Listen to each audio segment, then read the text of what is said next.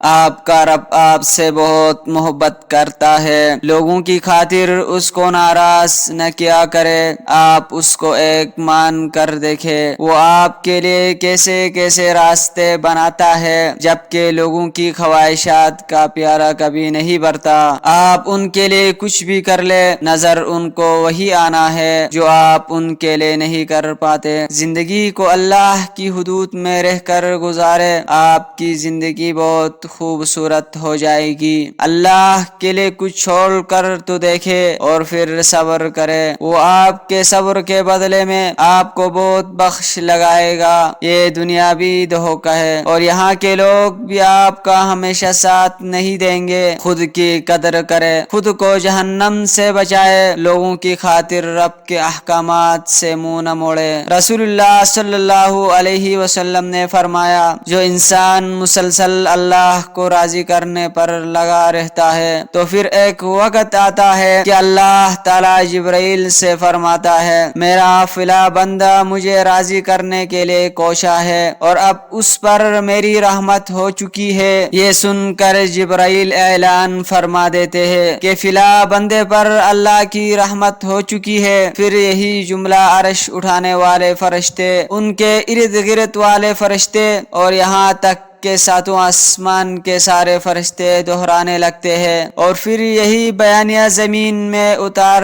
دیا جاتا ہے۔ کچھ لوگ اللہ پاک کے ڈر کے لیے ہی پیدا کیے جاتے ہیں، اللہ ان کو چن لیتا ہے، کبھی رلا کر، کبھی آزما کر، کبھی تکلیف دے کر وہ اپنے خاص بندوں کو دوسروں سے الگ کر دیتا ہے۔ کچھ اس مقام تک چل کر خود آتے ہیں، کچھ کو کھینچ کر لایا جاتا ہے۔ بندے کی کیا مجال کہ اللہ کے حکم سے سرتابی کرے، اسے دکھ کی بٹی سے گزار کر کندن بنا کر اللہ پاک اس کے دل کا مکین بن جاتا ہے، اور جس کو اللہ مل جائے پھر اس کو سب کچھ مل گیا۔ اللہ کی محبت ہی اصل محبت ہے۔ ابھی بھی اس کو انتظار ہے تمہاری دعاؤں کا، مانگ لو، ابھی بھی کچھ نہیں بگڑا، ابھی بھی وہ سب ہو سکتا ہے جو تم چاہتے ہو، ابھی بھی وہ سب مل سکتا ہے جو تم مانگتے ہو، ابھی بھی قبولیت کی ایک گھڑی باقی ہے، ابھی بھی تہجد کا پڑھنا مقدر پر باری ہے۔ جانتے ہو مجھے اللہ سے کیوں محبت ہے؟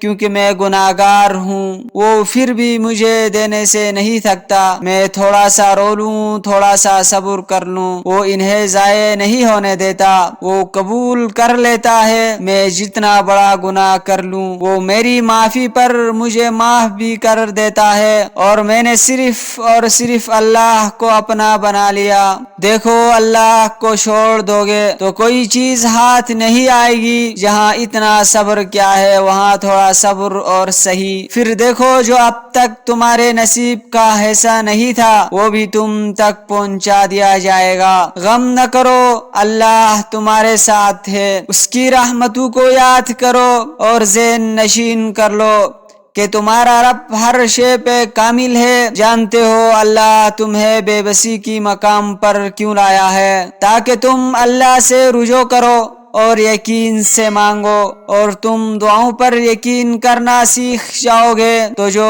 چیزیں تمہیں ابھی ناممکن لگ رہی ہے اور جو چیز نصیب میں نہیں ہے وہ بھی تم یقین سے پالو گے۔ کبھی کبھار ہم اپنی غلطیوں پر اتنے شرمندہ ہوتے ہیں کہ اللہ کی طرف پلٹنے سے بھی ڈرتے ہیں، اللہ سے معافی مانگنے سے بھی ڈرتے ہیں کہ وہ ہمیں معاف کرے گا کہ بھی نہیں، کیا وہ ہماری بات سنے گا کہ بھی نہیں۔ خود کو اس بچے کی جگہ رکھ کر سوچو جو غصے میں اپنی ماں پر اونچی آواز سے چلایا ہو اور یوں ہی چلاتے چلاتے زمین پر آ گرا ہو۔ صرف کرنے کی دیر ہے، تمہارے تڑپ کر تمہاری ماں کو پکار کی دیر ہے، تمہاری ماں کو پکارنے کی دیر ہے، تمہاری آنکھ سے نکل کر رخسار پر گرنے والے آنسو کی دیر ہے کہ ماں اپنے آنسو بھول کر تمہیں سینے سے لگا لیتی ہے اور تمہاری ایک آہ پر تڑپ اٹھتی ہے، تو تمہیں کیا لگتا ہے وہ رب تمہیں نہیں تھامے گا جو تمہیں 70 ماؤں سے زیادہ پیار کرتا ہے، وہ تمہیں معاف نہیں کرے گا